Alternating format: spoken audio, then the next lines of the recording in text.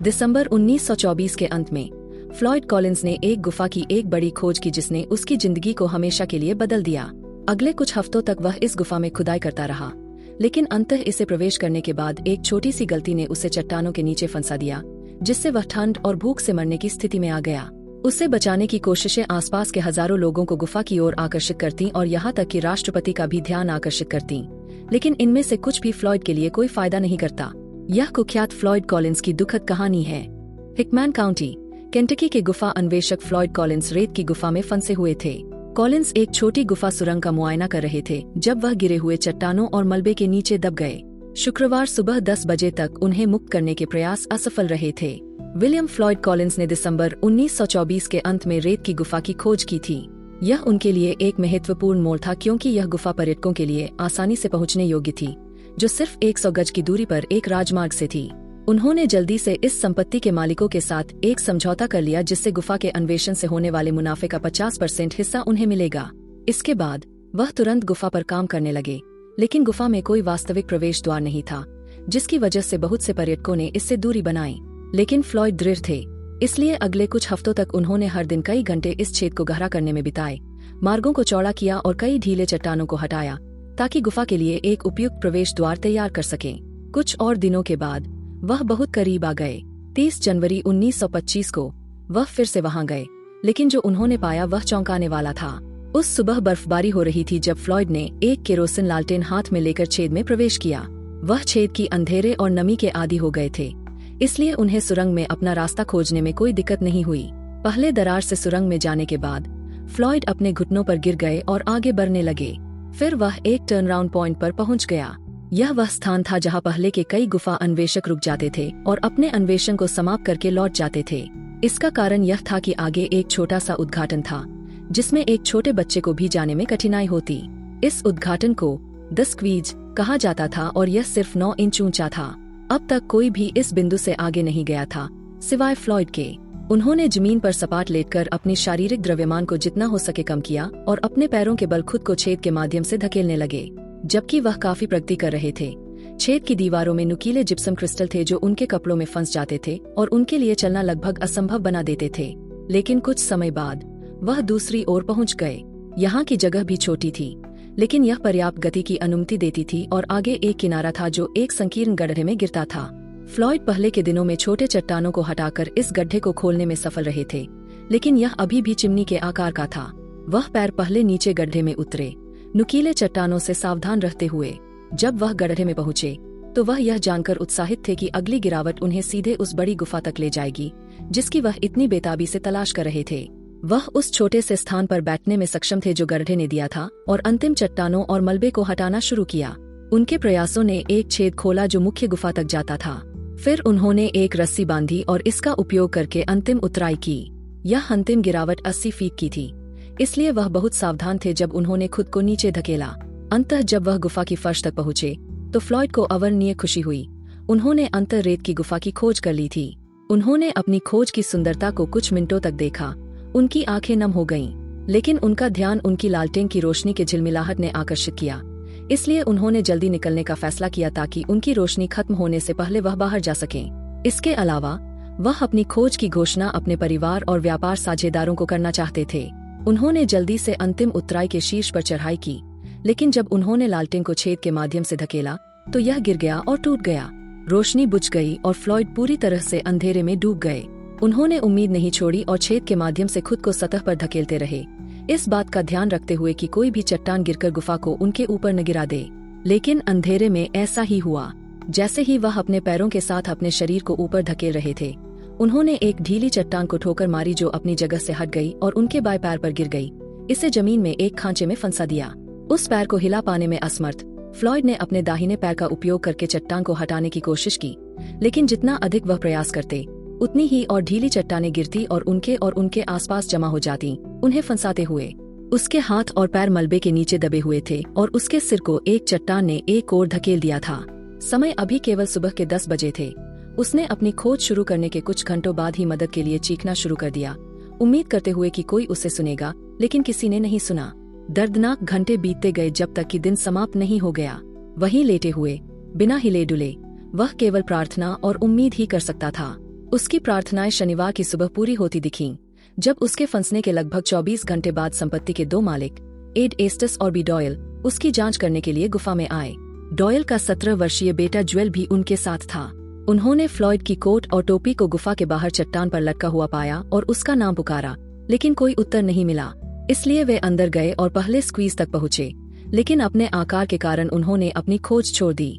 हालांकि ज्वेल, जो अधिक पतला था, इस छेद से होकर गया और फ्लॉयड तक पहुंचने में सफल रहा, जिसका पूरा धड़ कंकड़ और चट्टानों के ढेर के नीचे फंसा हुआ था। फ्लॉयड उसे देखकर उत्साहित हुआ और उसने उसे अपने भाइयों को मदद के लिए बुलाने को कहा। दोपहर तक फ्लॉयड के भाइयों में से एक, मार्शल, और उनके पिता, पैप, गुफा के पास पहुंचे और वहां की भीड़ को देखा।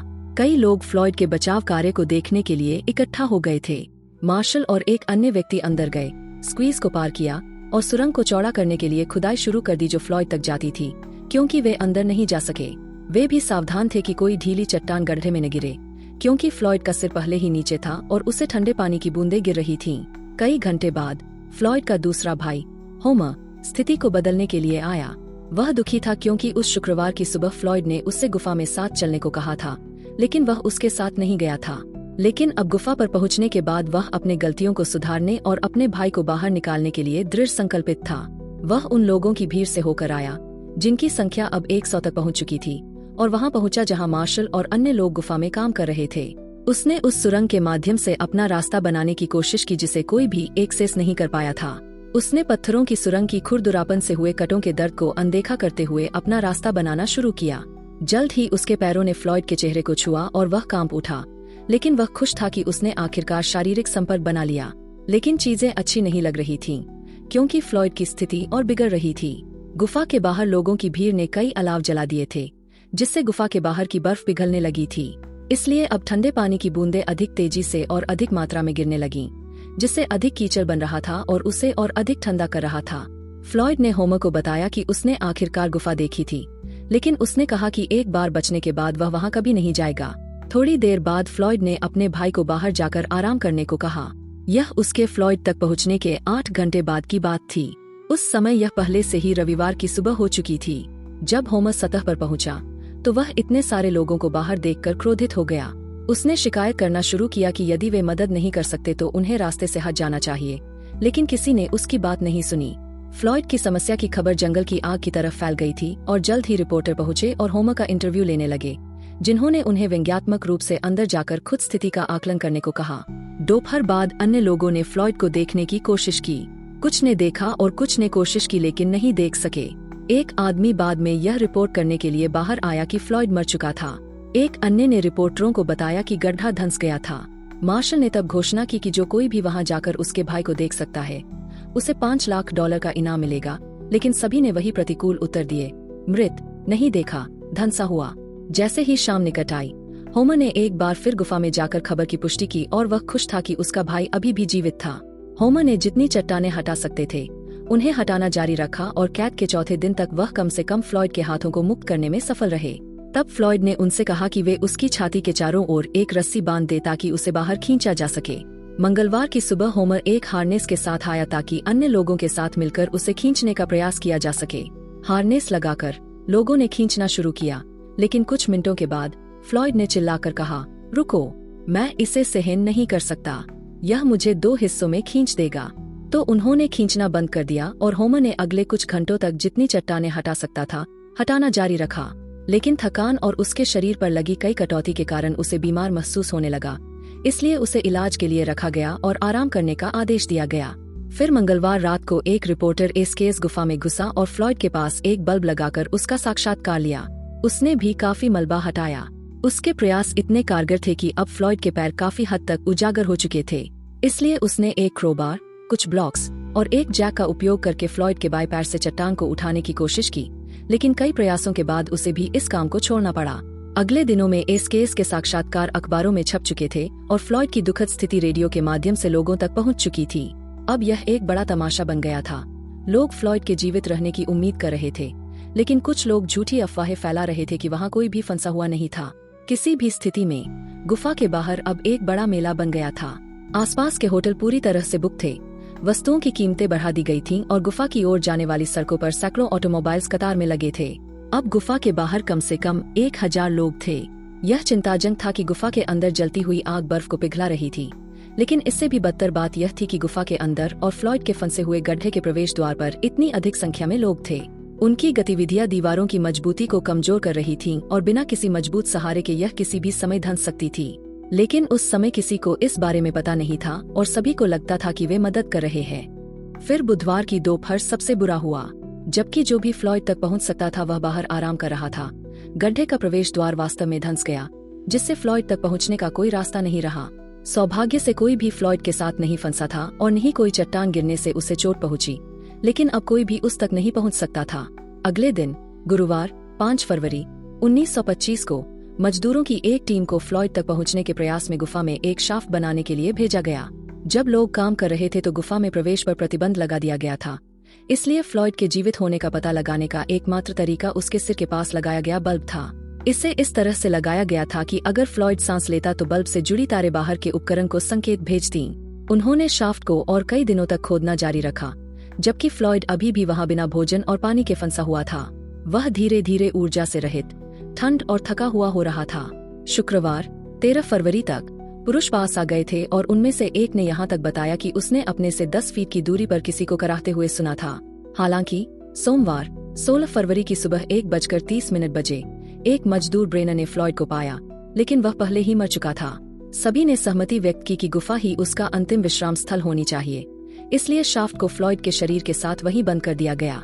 लेकिन कई महीनों बाद होमर ने इसे खुलवाया और अपने भाई के शरीर को एक उचित अंतिम संस्कार के लिए बाहर निकाला। यहाँ एक और अधिक दुखद कहानी है, जिसमें 2 छात्र एक गड्ढे में फंस गए थे और उनके ऊपर घंटों तक ठंडा पानी बहता रहा।